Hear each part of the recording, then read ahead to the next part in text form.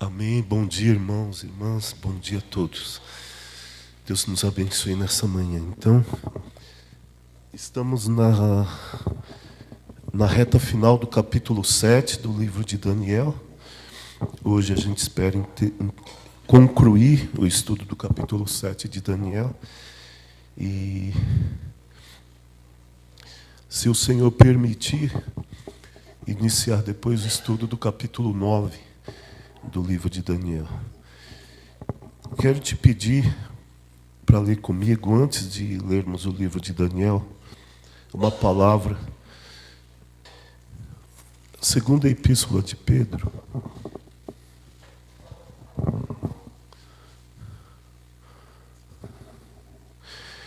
capítulo 1, versículo 19.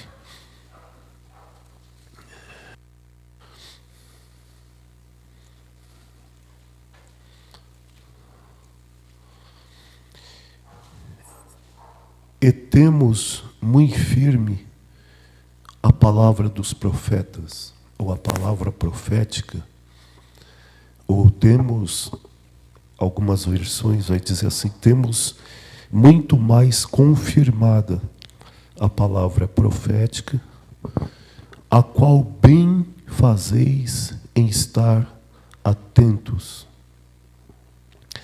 O apóstolo Pedro está convidando os seus leitores a atentar para a profecia, a prestar atenção naquilo que os profetas escreveram, principalmente na escatologia bíblica, né? Ele diz que a palavra profética é como uma luz que alumia no lugar escuro, até que o dia clareie e a estrela da alva resplandeça em vosso coração. Sabendo primeiramente isto, que nenhuma profecia da Escritura é de particular interpretação. Porque a profecia nunca foi produzida por vontade de homem algum, mas os homens santos de Deus falaram, inspirados pelo Espírito Santo. Irmãos, que texto maravilhoso. Que coisa linda isso que Pedro está falando.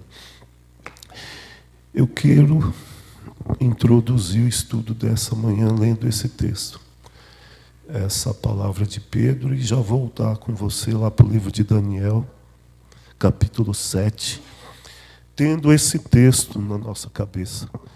Nós estamos lidando com coisas espirituais. A produção da profecia não foi dada por vontade humana.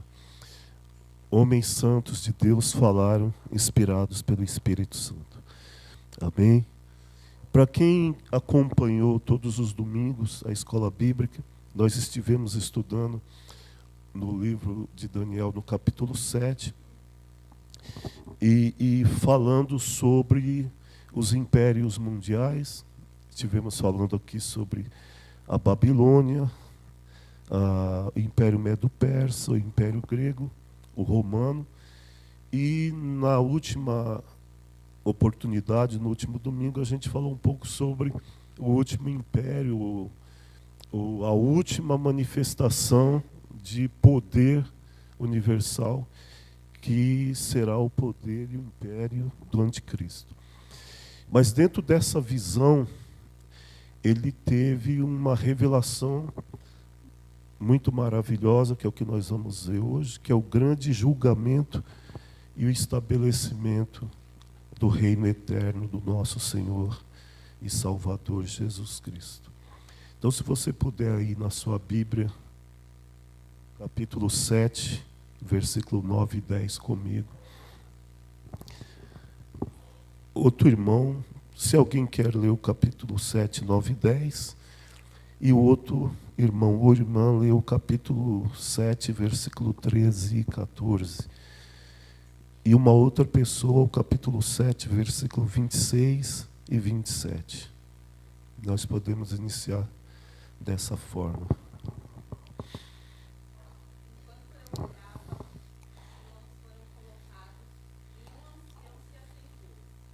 Sua veste era branca como a neve,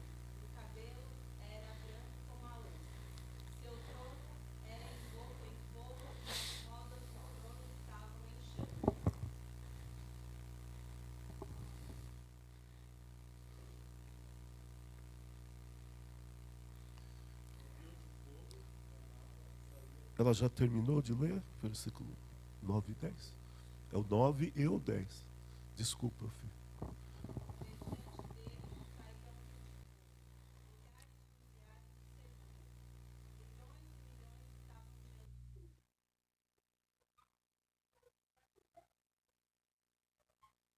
Amém, obrigado.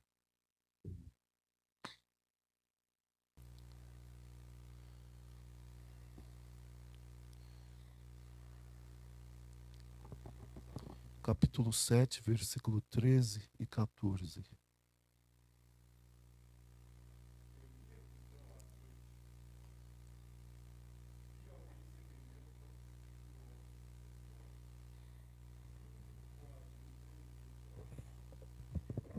Ele se aproximou do ancião e foi conduzido à sua presença.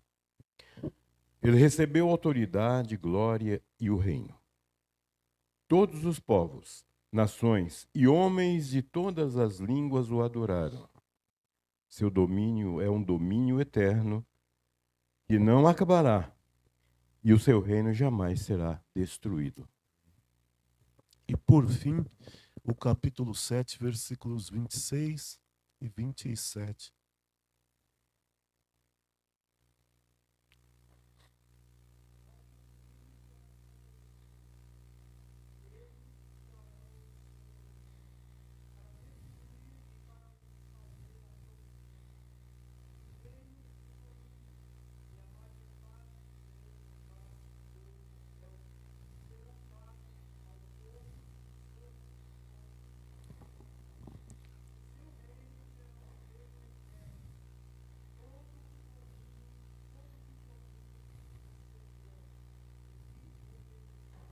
Amém.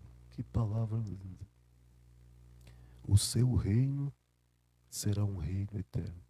A Babilônia passou, a Média Pérsia passou, o Império Romano passou, o Império do Anticristo surgirá e passará, mas eis que Daniel viu que iria se estabelecer um reino, um domínio que vai se estabelecer para todo sempre. Amém? Não dá para falar de cristologia sem se relacionar com o Senhor. E não dá para falar de escatologia sem anelar a volta do Senhor. Irmãos, nós não estamos aqui fazendo um estudo teológico, um estudo doutrinário. O que nós queremos é que essa chama se acenda no nosso coração. Não dá para se falar da vinda do Senhor sem estar com esse sentimento, sem essa expectativa, sem essa ansiedade palpitando em nossos corações. A ideia aqui não é conhecer a profecia. A ideia é que essa palavra, irmãos, como disse Pedro, temos muito firme a palavra profética. Essa palavra seja como uma luz que ilumina em lugar escuro. E olha que o mundo está vivendo uma completa treva. Treva, como disse Êxodo, treva que se pode apalpar. Nós estamos vivendo esse contexto. Aquela treva, como aquela treva que veio sobre o Egito, que você não conseguia enxergar quem estava do seu lado. Mas havia uma porta aberta, porque Moisés disse assim: mas na congregação dos filhos de Israel havia luz em suas habitações. Enquanto o Egito estava mergulhado em profunda treva, na casa dos filhos de Israel havia luz. Irmãos, o mundo está em trevas. Ontem nós ficamos sabendo de um terremoto lá no Marrocos. O Brasil, quem dizer que o Brasil não acontecia catástrofes? Nós estamos sendo sacudidos por ciclones, por catástrofes de todo tipo, crise de toda forma, fome, epidemia, terremoto, peste, guerra. Ou seja, tudo aquilo que Jesus falou nós estamos vendo acontecer numa intensidade muito mais acelerada, como nunca existiu em nenhuma época. Enquanto nós estamos aqui, não é? Nós estamos vendo o mundo, como disse o Salmo 46, as nações se embraveceram, os reinos se moveram, mas nós estamos aguardando novo céu e nova terra em que habita a justiça. Eu espero que esse seja o sentimento de cada um que está aqui. Amém? Então nós vamos falar de um reino eterno que vai se estabelecer. Ele já existe na igreja. Ele já existe de uma forma invisível.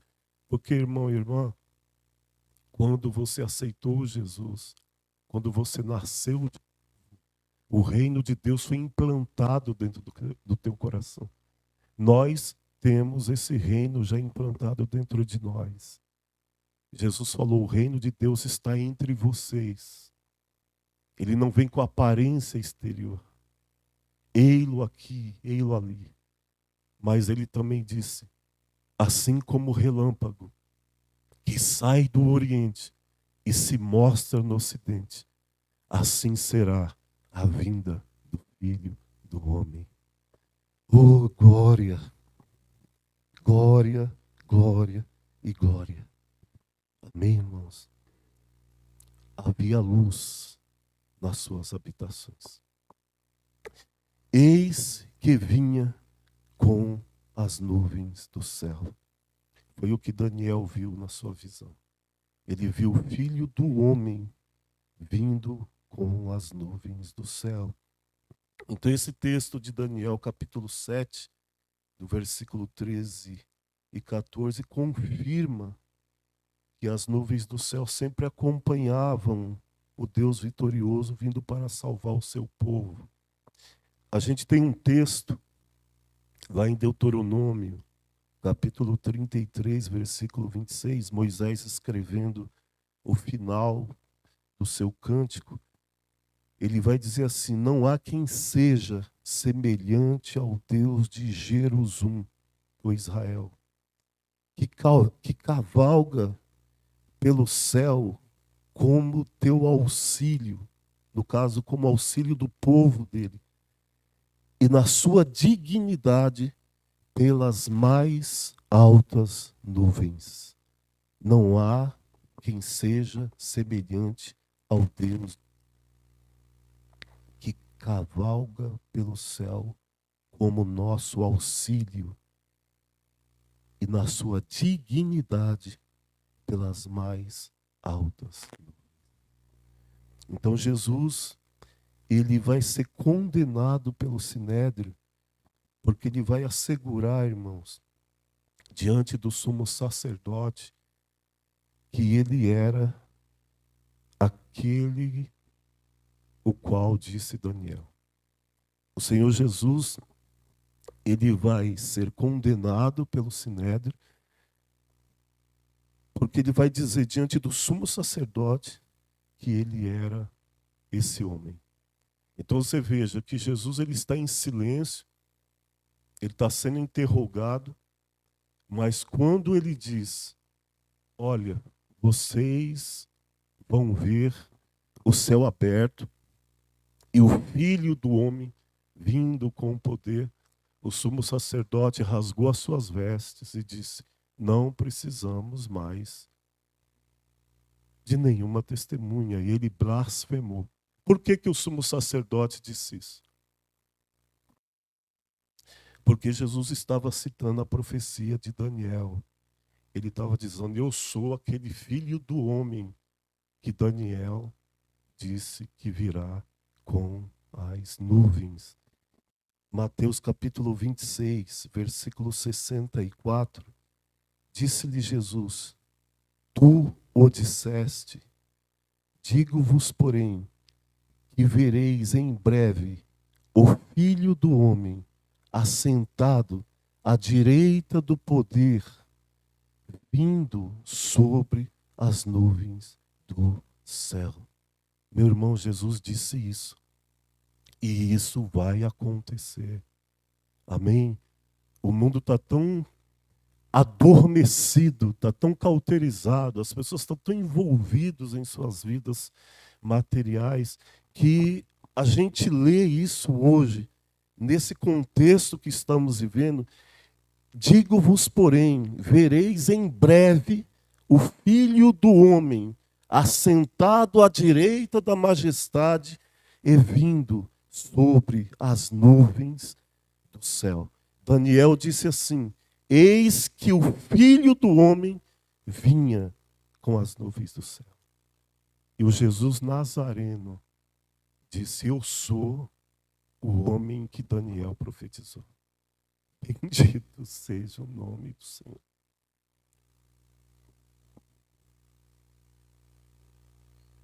Um como o Filho do Homem. Foi o que Daniel viu.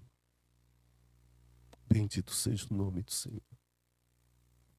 A nossa cidade, nosso mundo está sacudido por tragédias, misérias, catástrofes, violência. Mas há um povo, um remanescente, irmãos.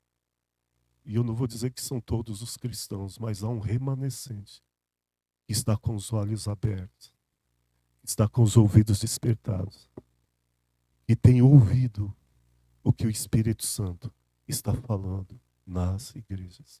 Quem tem ouvidos, ouça o que o Espírito diz nas igrejas. E Deus está nos despertando nesses dias que estamos estudando a profecia. Irmãos, você e eu somos privilegiados. Haverá mais juízo para nós do que para muitos irmãos e irmãs que não estão tendo essa oportunidade que está sendo dado a mim e dado a você. Amém? Ah, que Deus maravilhoso, meu irmão. Que Deus maravilhoso, minha irmã. Um como o Filho do Homem. Filho do Homem é um título que frequentemente é aplicado à pessoa de Cristo. Essa expressão, Filho do Homem, ela vai aparecer cerca de 85 vezes lá no Novo Testamento. Muitas vezes, 85 vezes, você vai encontrar essa expressão, Filho do Homem, no Novo Testamento. E Jesus, ele usou esse título, que foi usado primeiramente por Daniel, no capítulo 7, versículo 13. Jesus vai usar esse título, Filho do Homem. Você vai dizer, mas lá em Ezequiel, ele vai aparecer mais, várias vezes. Mas ali Deus está se relacionando com o profeta Daniel. Agora, essa expressão usada por Daniel, Filho do Homem, esse Filho do Homem com F maiúsculo, que depois vai aparecer 85 vezes lá no Novo Testamento, e Jesus vai usar esse título para aplicá-lo a ele mesmo nos evangelhos. Mateus 8:20, nós não separamos todos eles, porque são muitos, mas lá em Mateus 8:20, e disse Jesus, as raposas têm covis, e as aves do céu têm ninhos, mas o Filho do Homem não tem onde reclinar a cabeça. Veja, esse Filho do Homem, que foi visto à direita da majestade nos céus, que é o Rei dos Reis, o Senhor dos Senhores, por um tempo ele preferiu se esvaziar dessas prerrogativas divinas para se tornar o servo dos servos.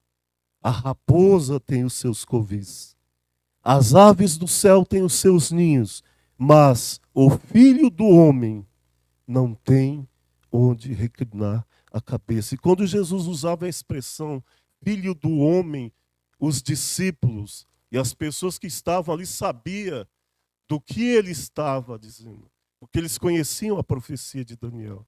Então ele vai dizer, eu fico imaginando a confusão na cabeça daqueles discípulos, porque eles entendiam o Filho do Homem como esse rei glorioso, esse rei poderoso, esse Senhor dos senhores. E agora ele vem e diz, o Filho do Homem não tem onde reclinar a cabeça. E lá em Marcos capítulo 2, versículo 10, ora, ali foi a cura do paralítico, né, que foi levado por 4 pessoas. Ora, para que saibais que o Filho do Homem tem na terra poder para perdoar pecados. Quem pode perdoar pecados? Deus. Deus. Quem é o Filho do Homem? É Deus. Era o Deus encarnado. Veja, esse mesmo Filho do Homem, que não tinha onde reclinar cabeças, é o mesmo Filho do Homem que tinha poder para perdoar pecados. Olha só que interessante. O mesmo Filho do Homem que abre mão dessas prerrogativas e diz: o Filho do Homem não tem onde reclinar a cabeça. Ele disse a um homem que queria segui-lo. Ele vai dizer, para que vocês saibam que o Filho do Homem tem na terra poder para perdoar pecados. Aí ele disse ao paralítico: a ti te digo, levanta-te, toma o teu leito e vai para a tua casa. Glória a Deus. Esse foi o homem que Daniel viu. Amém. Lucas 19, 10. Porque o Filho do Homem, esse mesmo Filho do Homem, veio buscar e salvar a mim e a você. Porque nós estávamos perdidos. Nós estávamos perdidos. O Filho do Homem veio buscar, e não só buscar, ele veio buscar e salvar o que se havia perdido. Amém? É Ele que nos resgatou. Amém. Nós vivíamos numa masmorra, acorrentados pelo pecado, por Satanás. Mas o Senhor, o Verbo se fez carne, se tornou homem, habitou entre nós. E hoje nós podemos cantar: o bom pastor buscou-me. Sim, Jesus amou-me. Com amor buscou-me. Ele mesmo restaurou-me a Deus. Sim.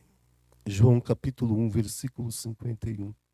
E disse-lhes: na verdade vos digo, que daqui em diante vereis o céu aberto e os anjos de Deus subirem e descerem sobre o Filho do Homem. Aqui ele está citando a profecia de Jacó. Quando Jacó, fugindo do seu irmão para Harã, e ali ele chega naquele lugar e ele deita para dormir. Ele tem um sonho. Ele vê uma janela que começa lá no céu e termina aqui na terra. Uma janela que liga a terra ao céu.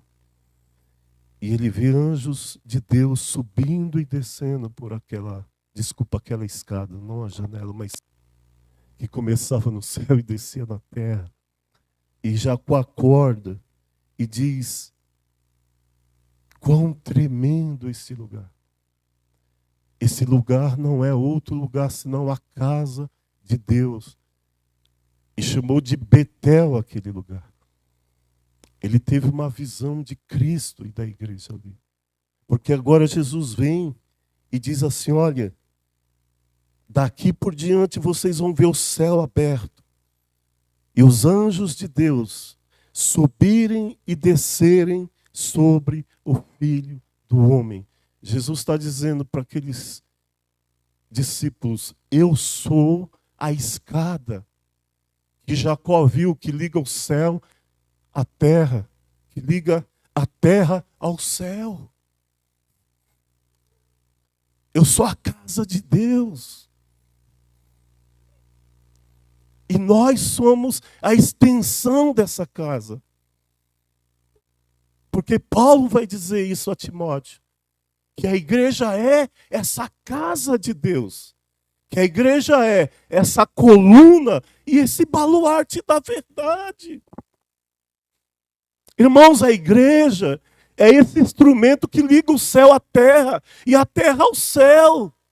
A igreja é a porta do céu na terra. Essa é a igreja. É o corpo de Cristo. Vereis os céus abertos e os anjos de Deus subirem e descerem sobre o Filho do Homem. Eu sou a escada que Jacó viu.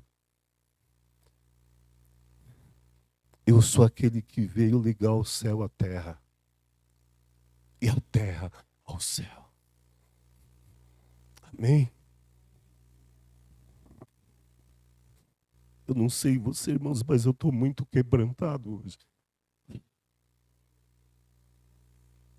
Jesus é o Filho do Homem,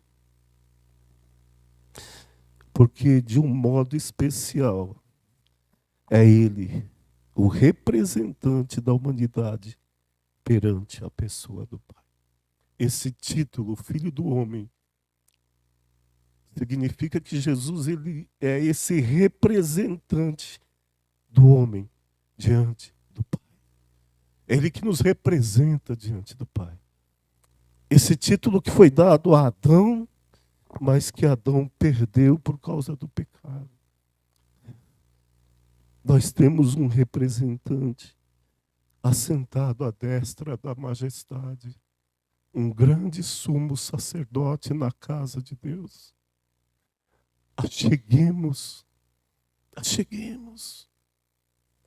com confiança ao trono da graça. Jesus é o Filho do Homem, porque de um modo especial é Ele o representante da humanidade perante a pessoa do Pai. O homem precisava de um representante que fosse 100% Deus, mas que também fosse 100% homem. Porque quem pecou foi o homem. E quem tinha que redimir o homem deveria ser um homem. Qual a solução que Deus encontra? Deus se faz homem e habita entre nós. E João disse, nós vimos a sua glória, como a glória do unigênito do Pai. E João não está falando de mim, de você. Ele está falando dele, de Pedro e de Tiago. Nós vimos a sua glória. Quando Jesus pega esses 3 discípulos e leva lá ao Monte Hermon, e ali ele se transfigura diante deles. E ali eles puderam ver poderíamos dizer assim, uma minúscula partícula da glória do Pai. Porque Jesus se transfigurou diante deles. E Jesus podia ir embora dali mesmo. Porque o Pai disse, esse é o meu filho amado. Lucas diz que apareceu de um lado Moisés, Elias. Pedro diz, é bom estarmos aqui. Mas ele desce do monte da glorificação e caminha mais 6 meses para subir um outro monte. O monte da humilhação. O monte da crucificação. E ali Pedro não disse, bom é estarmos aqui. Ali Pedro e os discípulos fugiram, todos. Lá, diante da glória, Pedro disse, é bom estarmos aqui. E era bom mesmo. Sabe que quando ele sobe o monte da humilhação, a Bíblia diz que Pedro e os discípulos todos fugiram. Nós queremos o monte da glorificação. Mas a vida cristã, meu irmão, minha irmã, não é só o Monte Hermon. A vida cristã é glória, mas também é cálice, é luta, é sofrimento. É aquele momento que nós talvez não vamos dizer, bom é estarmos aqui. Vida cristã não é só fogo e glória. Pai, passa de mim esse cálice. Mas se não for, Pai, possível passar de mim esse cálice, sem que eu beba, Pai, faça a tua vontade e não a minha. E ele disse para esses meninos aí, vocês podem beber o cálice que eu bebo e ser batizado com o batismo com que eu sou batizado? Podemos. Podemos. Pois então tá, vocês vão beber o cálice que eu bebo e vão ser batizados com o batismo com que eu fui batizado. Porque vida cristã não é só Monte Hermon. Vida cristã é Monte Hermon, mas também é Monte Caveira. Amém? Essa visão de Daniel é claramente uma profecia sobre a segunda vinda de Cristo. Essa profecia de Daniel. O anticristo e os seus agentes serão julgados naquele grande dia da ira do Deus e do Cordeiro. Lá em 2 Tessalonicenses capítulo 2, versículo 8, Paulo escrevendo àqueles irmãos que estavam sobressaltados com esse assunto, ele vai dizer assim, olha irmãos, e então será revelado o iníquo.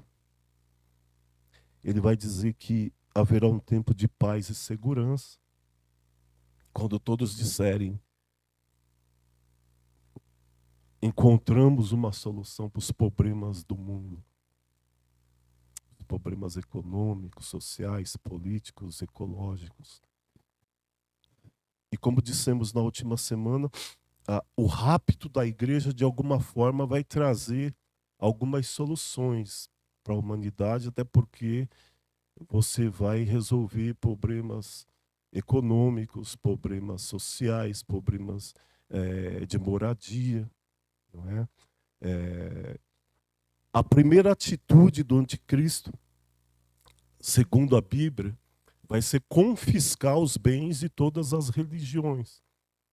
Não só do cristianismo, mas do hinduísmo, do islamismo. Porque à luz do Apocalipse não vai haver essas grandes religiões. Vai haver um mundo adorando uma personalidade, adorando um homem, um culto universal ao anticristo. Então,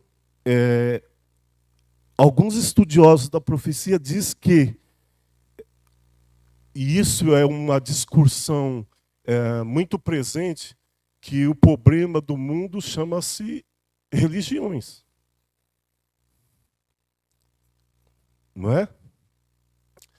O problema das guerras, das divisões, chama-se religiões. Quem é que promove guerra?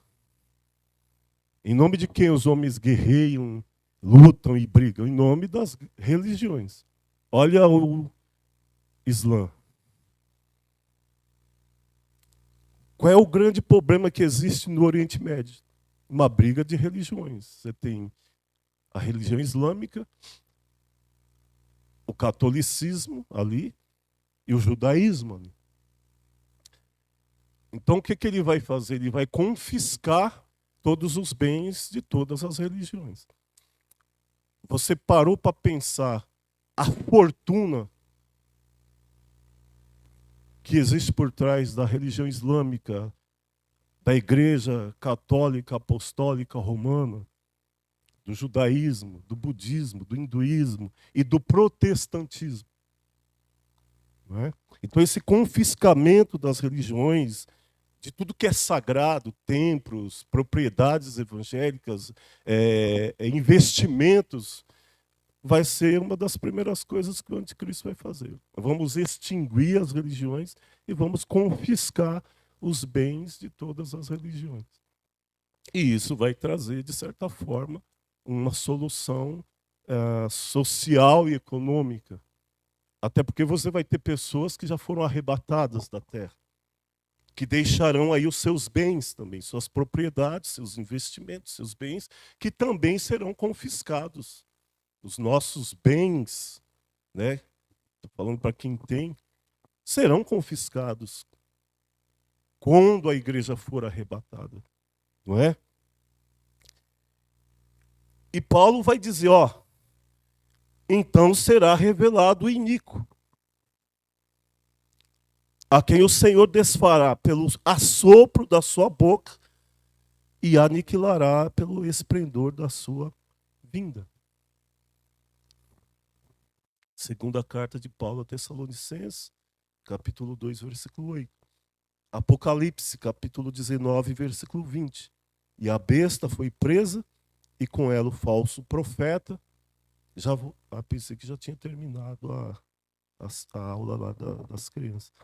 E a besta foi presa, e com ela o falso profeta, que diante dela fizeram os sinais, com quem enganou os que receberam o sinal da besta e adoraram a sua imagem. Estes dois foram lançados vivos no ardente lago de fogo e de enxofre. Então nós temos aqui dois textos, o texto de Tessalonicenses 2:8, que Paulo fala do julgamento do anticristo, que vai ser destruído pelo Senhor. Daniel fala disso lá na visão da estátua. Mas no dias destes reis, o Deus do céu suscitará um reino que não será destruído. Na visão dos animais também, e isso é confirmado em todo o Novo Testamento. Todo o Novo Testamento. Então, o supremo juízo de Deus desfará todo e qualquer império do mal. O reino de Cristo será estabelecido para que os santos do Altíssimo reinem e o Senhor Jesus Cristo reine sobre eles. Algum comentário? Enquanto eu tomo um pouco d'água. Enquanto o Zé vai tomar o seu remédio.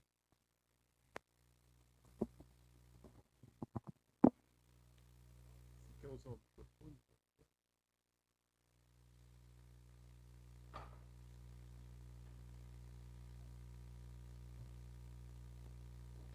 Ei, só comentar que tem um país na Europa, eu estava vendo uma matéria esses dias, que eles já estão abolindo a religião dentro do próprio país, tanto o catolicismo quanto o protestantismo e a religião muçulmana também, né?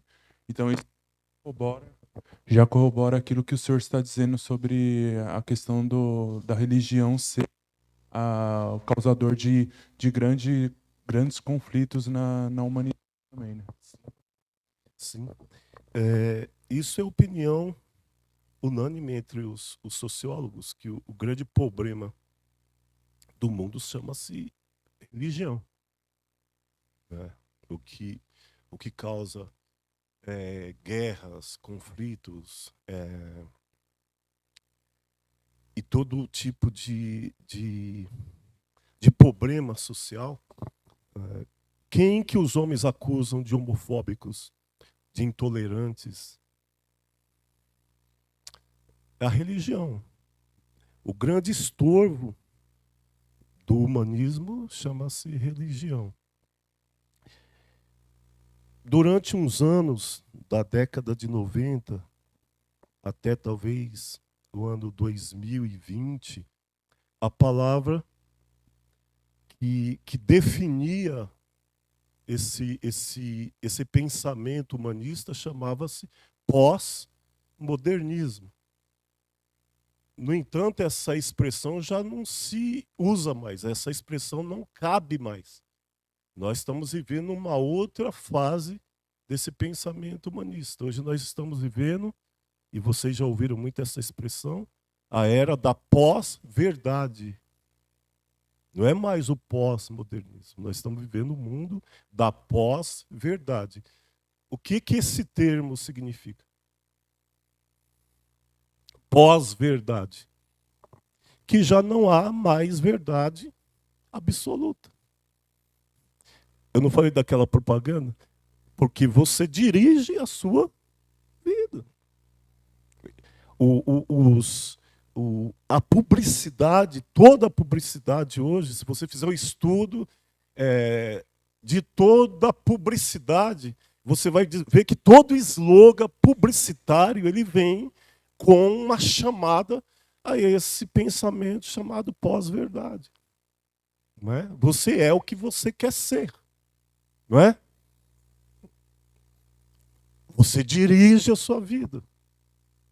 Ou seja, não há verdade absoluta.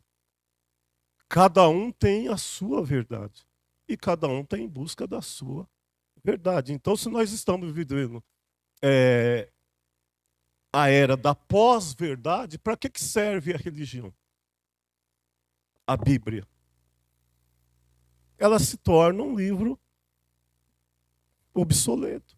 Eu falei aqui lá na Suécia, naquele movimento deles queimaram a Bíblia, queimaram o Alcorão, dizendo para o mundo, a religião já não se encaixa mais nos dias de hoje. Ela já não cabe mais para essa geração que é a nossa, né? E dos nossos filhos e dos nossos netos. Agora a questão é, como nós cristãos estamos preparando essas gerações para esses enfrentamentos, para lidar com essa nova realidade, com essa nova fase do humanismo chamado pós-verdade, que está aí bombardeando, massificando a nossa cabeça e dos nossos filhos, na internet, na TV. E é interessante que na internet você vai ver, por exemplo, um vídeo, a cada minuto é o quê? Uma propaganda, uma massificação assim, não é? É de toda hora, e os crentes às vezes não estão se dando conta disso.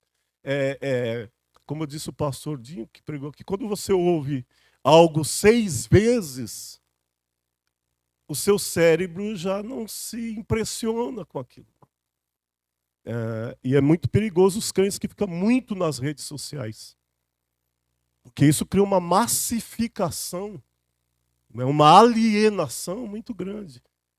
Então a gente precisa vigiar muito nessas questões. E é muito subliminar isso. Pois não, minha irmã?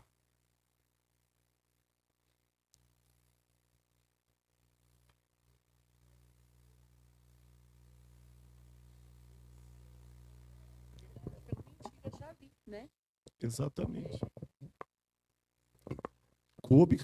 E Paulo começa a carta aos Romanos falando já dessa pós-verdade.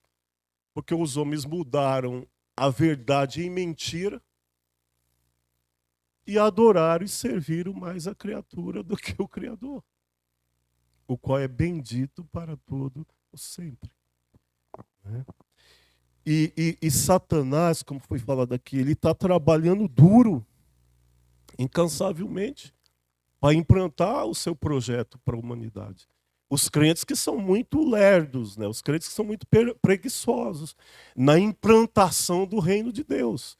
Mas Satanás, ele trabalha incansavelmente por uma causa perdida, é isso que eu fico abismado. E nós que lutamos pela verdade, irmãos, não nos empenhamos tanto assim. Não é? É uma vergonha saber que Satanás, sabendo que vai perder essa batalha, trabalha incansavelmente. E nós que estamos lutando pelo reino, que é o único que vai permanecer para sempre, é uma nhaca que eu vou te falar. Os crentes de hoje estão numa nhaca, que dá até assim, a gente que é pastor, às vezes a gente fica aflito, meu Deus do céu. Você fazer um crente entender algumas coisas hoje, coisas elementares. Tipo, você precisa orar. Meu Deus, isso é coisa que não precisava ficar ensinando para um crente. Você precisa ler a Bíblia. Às vezes tem que ficar o irmão aqui. Você tem que vir para orar. Meu Deus do céu. Né? Uma nhaca, sabe, terrível. A gente devia olhar para ela e falar, meu Deus, liberta-me, porque, pelo amor de Deus, que estou me arrastando, Senhor, espiritualmente. E Jesus está às portas, irmãos. Jesus está às portas. Vamos acordar. Deus nos desperta, nos acorda. Senhor, nos sacode, Deus. Né? O que Deus precisa fazer? Não é verdade? E aí você vai falar para o crente, meu pastor está sendo muito agressivo. Deus sabe de todas as coisas. Deus conhece os meus problemas. Né? O problema é a gente nunca admite, meu irmão. A gente nunca admite a nossa miséria espiritual. Né? E a gente vai cantar aqui que nem ontem. Eu quero trabalhar. É um manhaca, trabalhar e orar na seara e na vinha do Senhor. Poxa, meu Deus, parece que estamos sendo arrastados. Jesus do céu, que o Senhor tenha misericórdia de nós. Mas em contrapartida, né, o que conforta a gente, pastores, é que isso é sinal dos últimos tempos. Isso também é sinal dos últimos dias. Né? Mas poderíamos fazer parte de um remanescente. Não é? Você não quer ser o remanescente dos últimos dias? Aqueles que vão fazer a diferença? Ou queremos ser essa maioria, essa nhaca que está aí, que nós chamamos de cristianismo? Nós podemos fazer uma escolha. Vamos ser a exceção. Porque os instrumentos, as ferramentas estão aí para nós. Derramarei do meu espírito sobre toda a carne. E aí? O que nós estamos fazendo com essa promessa? Não é?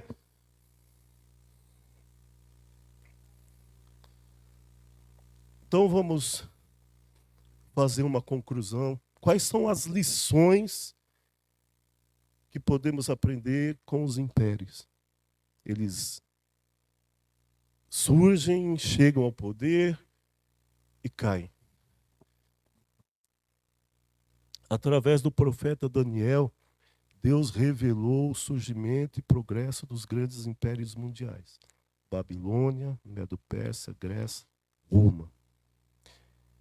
Do surgimento e queda das nações, conforme expostos nos livros de Daniel e Apocalipse, precisamos aprender. O que precisamos aprender? Quão sem valor é a glória meramente terrena. Irmãos, quando você olha para a história dos impérios, essa lição tem que ficar em nós. Quão sem valor, quão fútil, quão inútil é a glória meramente terrena. Que, infelizmente, a grande maioria dos cristãos estão buscando a glória terrena. Que vai passar. Eu não posso aprender essas lições e não trazer algum ensinamento prático para mim. O que eu aprendo com isso? O que foi a Babilônia? Onde está ela hoje? O que foi a Média-Persa, a Grécia, o Império Romano, que eles mesmos acreditavam que nunca seria destruído? Quão sem valor é a glória meramente terrena. Tudo que é terreno, meu irmão, vai sucumbir. Assim pereceram todos os impérios humanos, o babilônico, o medo-pérsico, o grego e o romano. E também perecerá o último império que está ainda por surgir, o império do anticristo, que vai surgir, vai aterrorizar a terra, vai perseguir os santos, mas que vai sucumbir também. Eu amo isso aqui que eu vou ler. Tudo o que não tem a Cristo por fundamento e que não está vinculado ao seu eterno propósito irá sucumbir. Tudo, tudo. Mesmo os meus projetos pessoais, se Cristo não for fundamento, mesmo os meus projetos pessoais, se ele não estiver vinculado ao eterno propósito de Cristo, ele vai sucumbir. Vai sucumbir. Tudo que não tenha Cristo como fundamento vai sucumbir.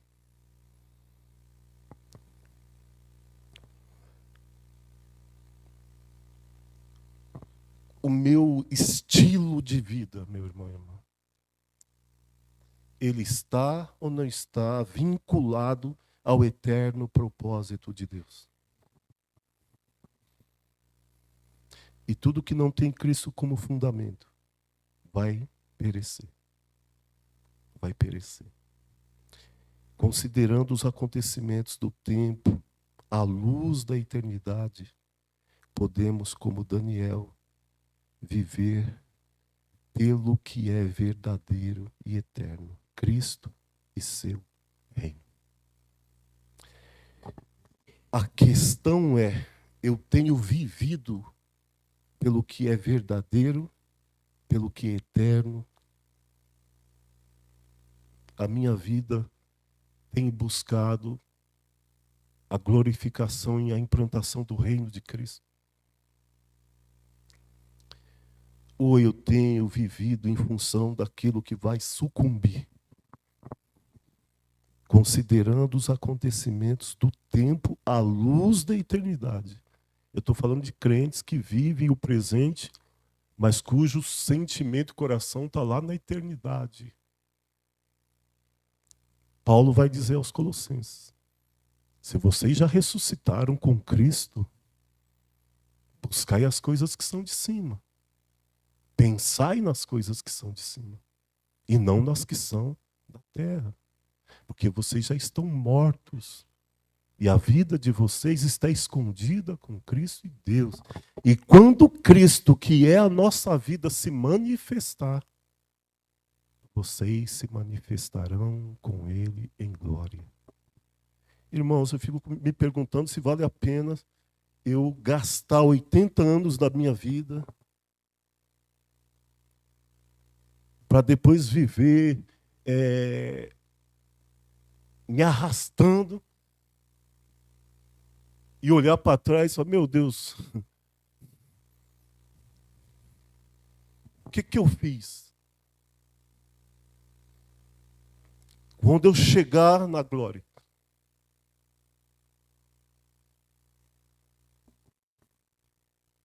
Porque, meu irmão, a vida é muito curta.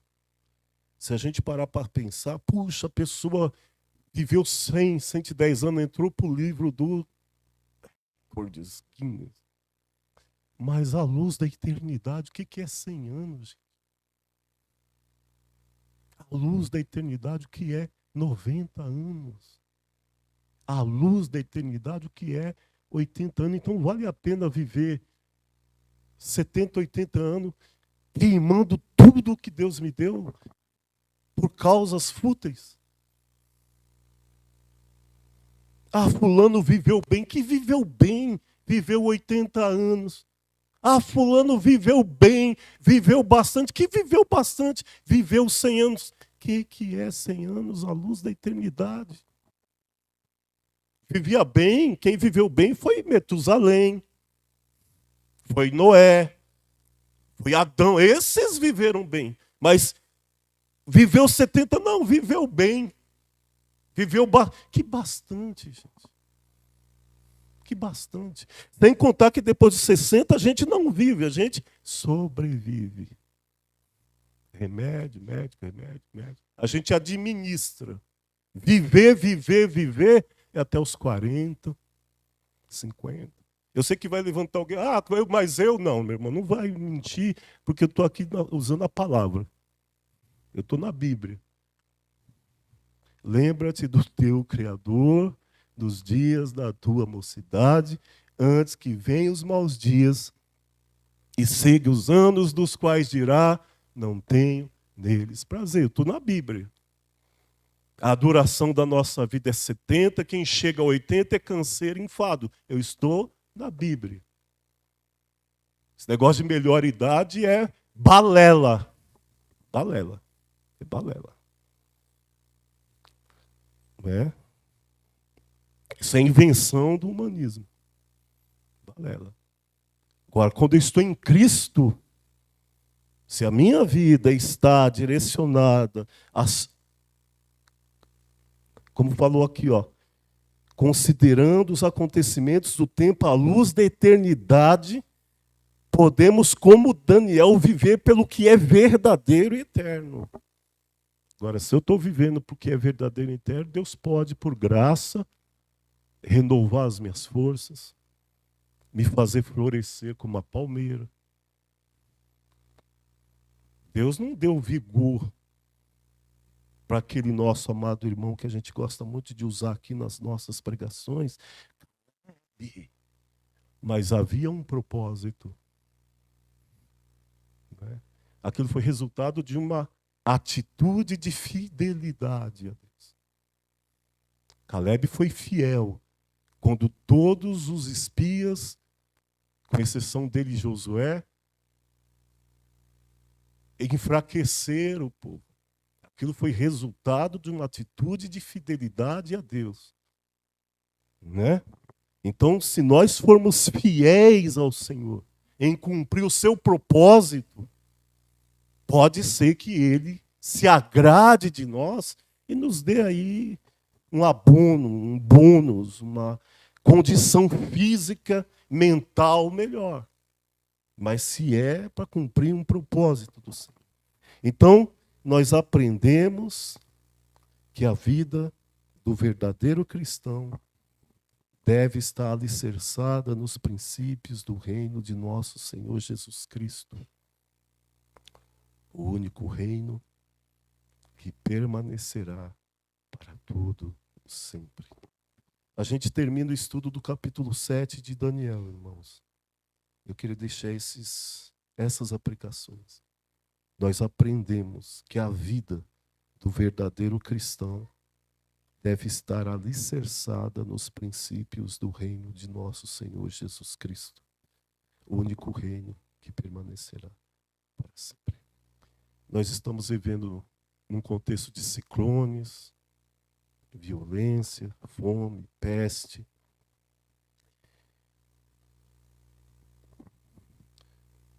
Incêndio no Havaí, terremoto em Marrocos, ciclone no sul do Brasil, desmatamento, violência.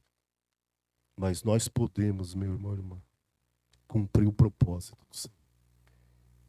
Eu sei que vocês vão orar, mas eu gostaria de orar pela sala e agradecer por esse estudo do capítulo 7. Convidar você a estudar o capítulo 9 de Daniel. Pai Celestial, nós somos gratos por tudo que tens feito em nossas vidas.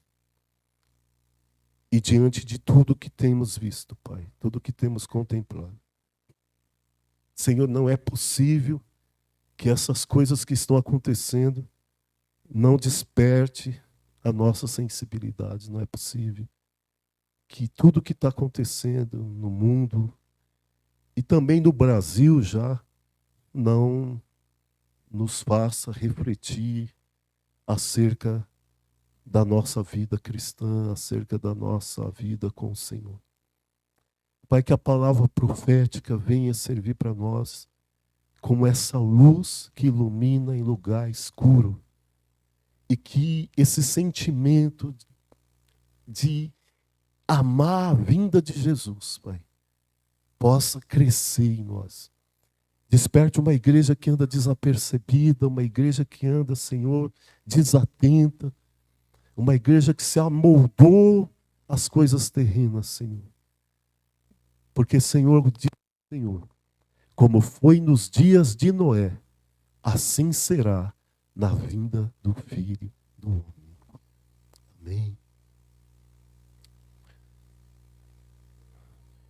Nos dias de Noé, dentre outras coisas, você tinha uma única família envolvida no propósito de Deus. E umas centenas de famílias totalmente destituídas do propósito de Deus. Será que eu e a minha família, porque Jesus disse que como foi nos dias de Noé, assim seria nos dias da vinda do Senhor. Você tinha uma família fazendo a obra do Senhor, Noé, sua esposa, seus filhos e noras, e todas as demais famílias do mundo totalmente cegas para a vontade do Senhor. Como eu e a tua família, como a minha família e a tua temos vivido nos dias de hoje? Como a família de Noé ou como todas as outras famílias? Não é? Reflita nisso. Deus abençoe a sua vida.